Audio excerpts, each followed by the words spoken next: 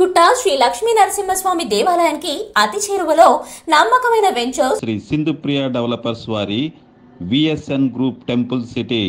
మీరు పెట్టిన పెట్టుబడికి నమ్మకమైన లాభాన్ని అందించడంలో నంబర్ 1. 100% వాస్తు ప్లాట్లను రూపొందించడంలో నంబర్ 1.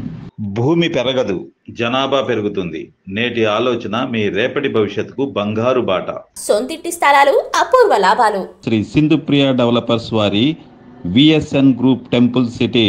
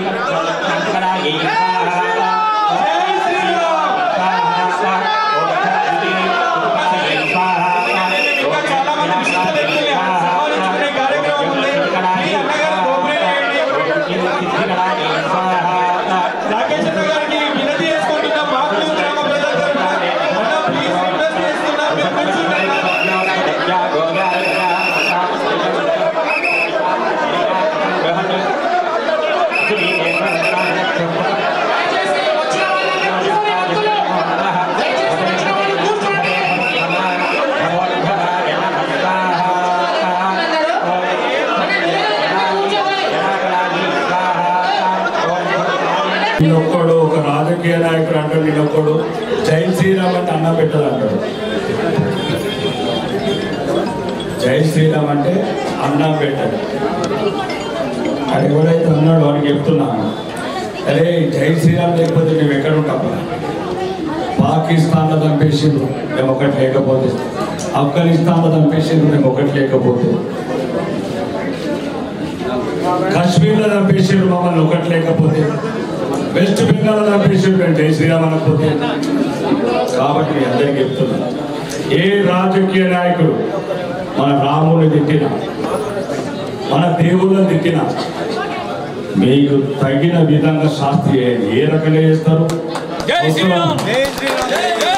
అవసరమైతే రాళ్లతో కొట్టి సంపద కొడుకులని. వేరే మాత్రం ఒక్క నా కొడుకు అన్నాడు అనురా, మీకు దమ్ము ధైర్యం ఉంటే కొడుకురా. మా రాముడు అంటే బాధ, మా సీతమ్మ తల్లి అంటే బాధ, మా కృష్ణుడు అంటే బాధ, మా వెంకటేశ్వర స్వామి బాధ. ఎందుకురా మీకు? ఒక్క నా కొడుకులారా, ఒక్కడిగా ఉంటే ఇతర మతస్థులను ఒకరు చూద్దాం.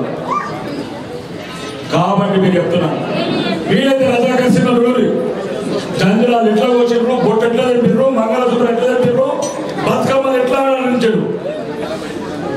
మళ్ళా వస్తున్నది, మళ్ళా రజాకర్లు కొన్ని మళ్ళా ఉంటే ఊరుకొకడు. కాబట్టి దయచేసి గుళ్ళు కట్టుకోవడం కాదు, గుళ్ళు కాపాడుకోవడం కూడా నేర్చుకోండి. ఈరోజు గుడి ఎందుకు ఇంత పవిత్రంగా ఉన్నారు? మన దేవుడు, మన ధర్మం, మన గుడి, మన మాకులు.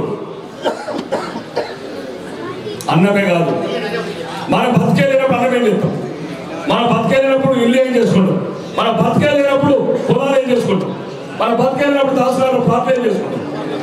బొట్టు లేదు, కట్టు లేదు, బొట్టు ఉంటే చెప్తున్న ఈ వేదిక ద్వారా ఇతర మతస్థులు దయచేసి ఫస్ట్ మేము ఎట్లా మిమ్మల్ని ప్రేమిస్తున్నాము, మీరు మమ్మల్ని ప్రేమించడం నేర్చుకోండి. మేము మిమ్మల్ని ఎట్లా